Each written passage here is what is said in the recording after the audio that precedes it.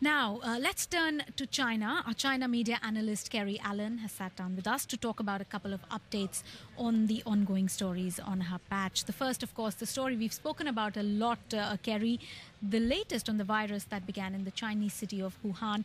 How many people are now infected? Well, the figure is now close to 300. It's 291. That's the latest figure from the the Wuhan Health Commission. But this is a big number now. I mean, last week this figure was around 40. It's tripled, and this is largely part to a senior official today, the Central Political and Legal Commissioner, saying in a press conference, whoever deliberately delays reporting will forever be nailed to a pillar of historical shame. So he's encouraged people not to withhold evidence that there are cases in other areas, because this is one of the things that was coming out on social media, questions about whether there are cases that are not being reported because it's Chinese New Year and the government wants everybody to be happy and to focus on this happy festive festival. Suddenly since Monday we've started seeing lots more cases. So we saw a lot yesterday in Beijing, Shanghai and Shenzhen, possible cases coming out. Now we're seeing them all over. We're seeing them in smaller cities across China, and also there are new suspected cases today in the Philippines and also Australia.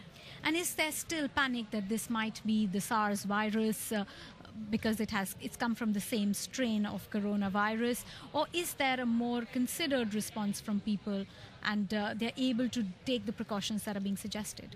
There is a lot of concern about this, and state media have tried to play it down. So one of the things that I've seen today that's been very prominent is a lot of interviews with medical specialists who've been saying this is not SARS, it's not anywhere near as serious as SARS was, it can be controlled, it's just a matter of how we handle it.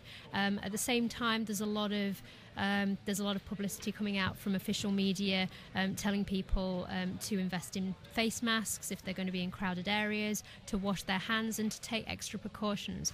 But people are really afraid about this because they still don't know what it is. And we also wanted to talk to you about another story which we discussed a while earlier, about the woman who drove a luxury car into the middle of the Forbidden City, the palace complex in the heart of Beijing, which is a huge tourist attraction.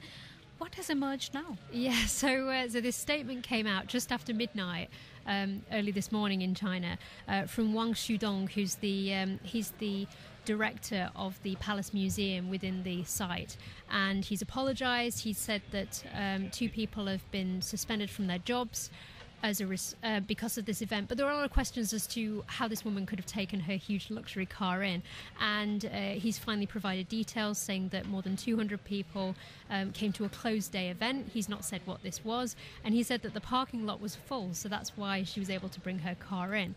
At the same time, people are like, that shouldn't actually have ever been the case, because cars have been banned on the site since 2013, and even the stones that you walk on, it's a cultural site, it's a World Heritage Site, they're classed as a protected thing. You can't just take your car on it. Incredible picture. If you want to look at that, go to our website. It's there, posing against their car in the Forbidden City. Thank you, Kerry Allen, our China media analyst, on both those updates.